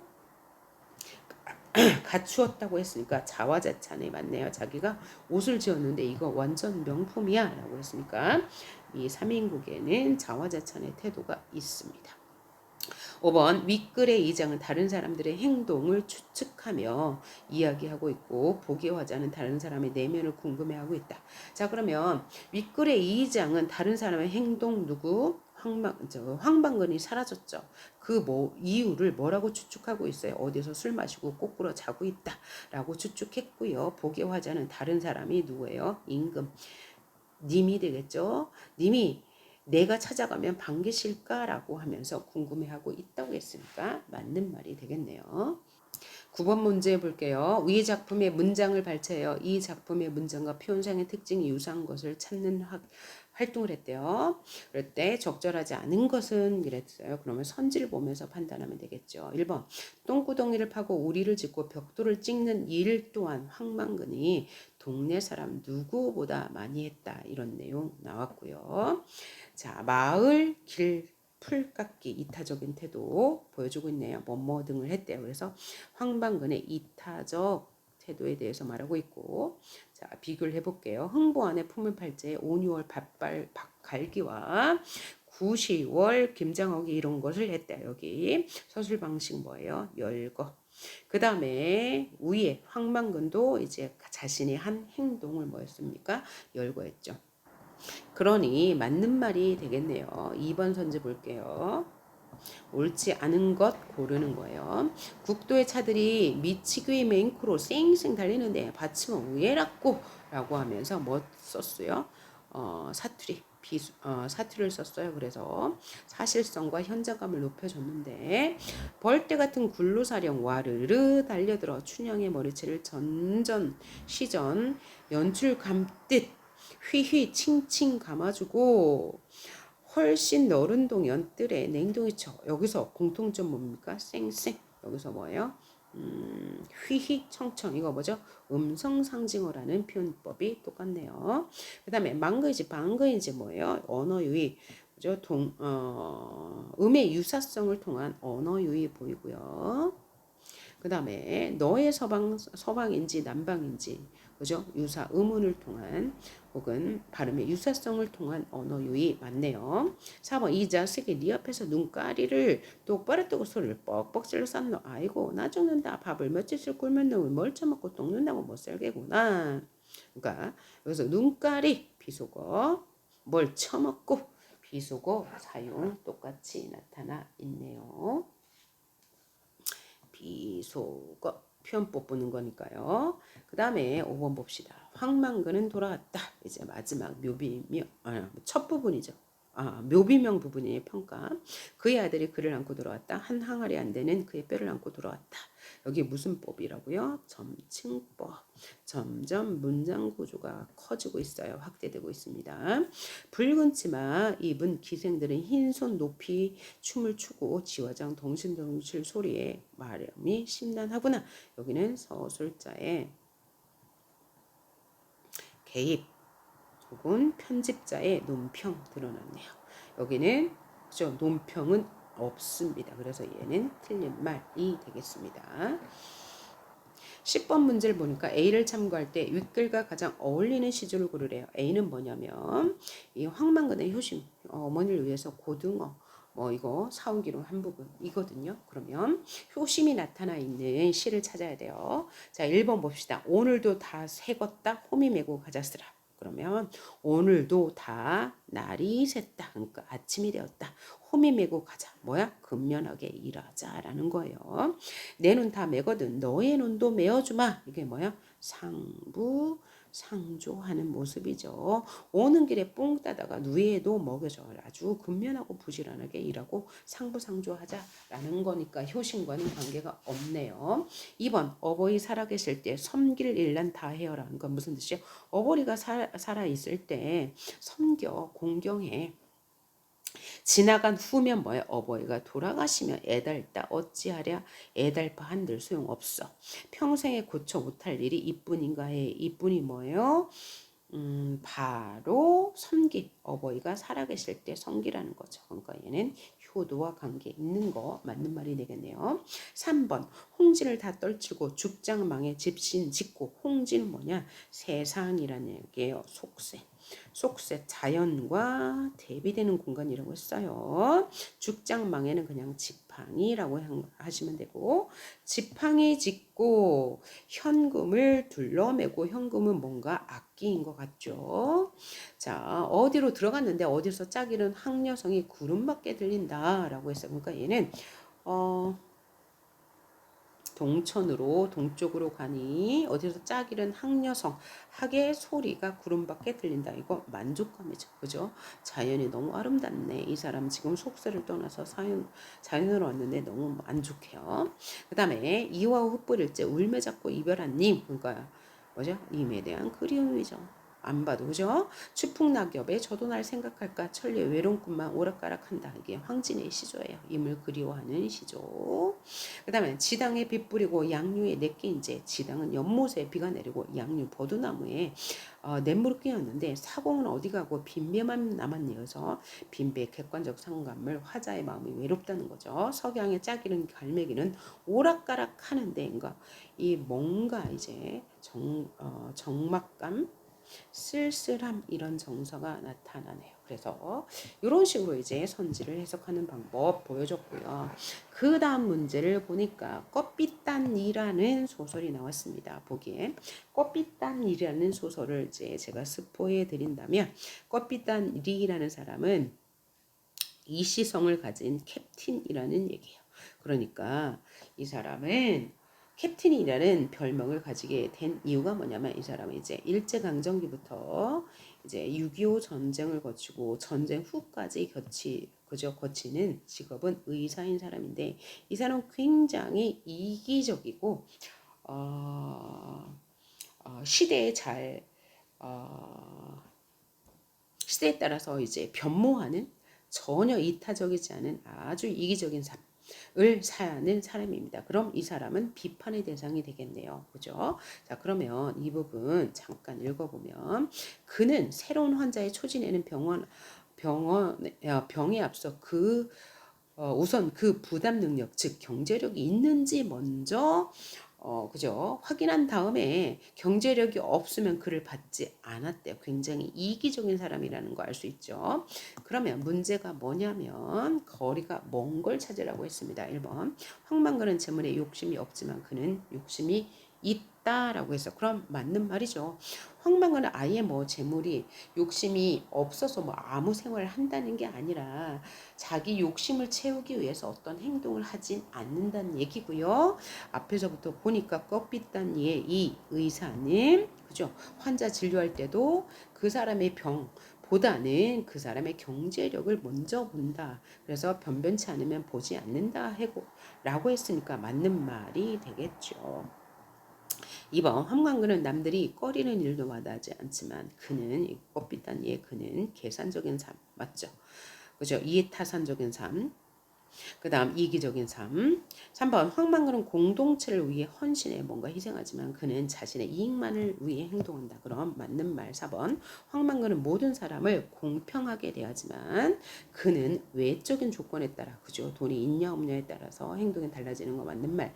5번 황망근은 아무도 자기 공을 알아주지 않아도 상관하지 않지만 그는 존경을 받고 싶어한다. 그런 말이 이 소설에 없고요. 이 부분에도 나타나지 않습니다. 이기적인 사람이 존경까지 받고자 해.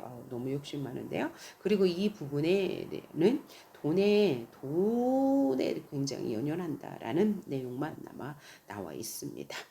그래서 와 굉장히 긴 시간 동안 이거를 녹화했습니다.